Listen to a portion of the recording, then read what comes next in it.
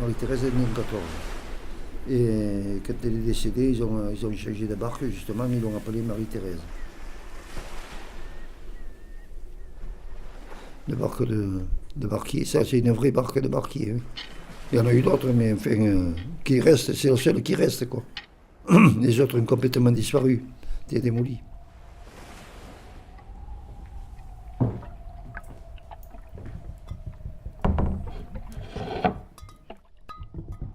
Et j'avais mon grand-père paternel qui faisait que Narbonne 7. Il avait un petit bateau en bois et il était toujours chargé. Il portait des vins de pays de Narbonne à 7 et à 7 il rechargeait des vins d'Algérie pour Narbonne. Ouais. Et puis alors après j'ai acheté un petit bateau en bois qui était plus vieux que moi, mais il n'était pas cher. Et j'étais célibataire hein, parce que je n'aurais pas embarqué ma famille sur un bateau comme ça. Hein.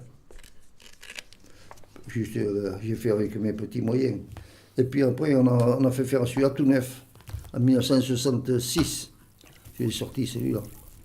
Ouais. « 300 tonnes j'ai mis à ce bateau. Il n'y avait pas beaucoup de bord, l'eau était là. Hein. Et les autres bateaux, ils n'ont pas voulu partir. Et on m'a tiré avec 2 remorqueurs. Ils m'ont passé l'eau et passé par-dessus, ils cru qu'on allait couler. Ça, là, il a fallu. Là, vraiment, je n'étais pas fier. Hein.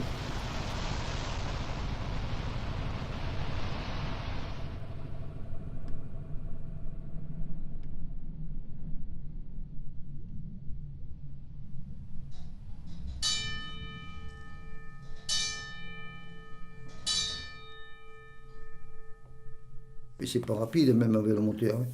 Mais alors, avec le chevaux, il fallait déjà 8 jours pour aller à Toulouse, d'ici.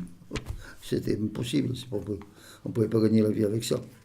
Il n'y avait pas le confort, il s'embarquait. Alors, en marchant avec le chevaux, il fallait un postillon, un matelot, un capitaine, un patron, et tout ça sur ces bateaux-là. Alors, c'était des hommes, il n'y avait que des hommes, il n'y avait pas de femmes à bord. Et des femmes, des types en pleine force, tout ça, et dur à cuire, hein, parce que le confort, là, où la chaleur, le salle de bain, ça n'existait pas.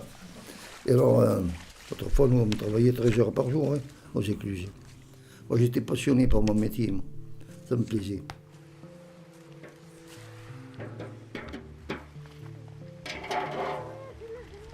Alors là, les barquiers, ils avaient leur famille à bord, avec la femme, les enfants, les filles, tout ça.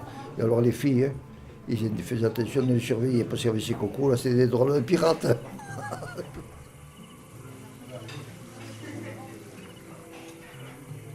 20 juillet 1929, à Narbonne.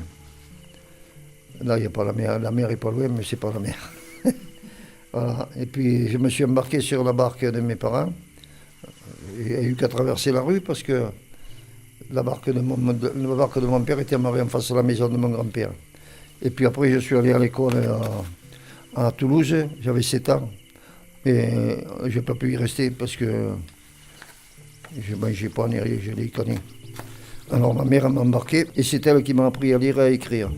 Il y avait quand même une école primaire, on n'était qu'une quinzaine d'élèves. Et l'instituteur, il disait « Venez voir comment il écrit Pierre Aubrieux, là, venez voir ». Parce que c'était moi qui écrivais le mieux de la classe. Ah oui, ça, ma mère m'avait appris. Si ça ne marchait pas droit, elle était sévère, hein, elle rigolait pas.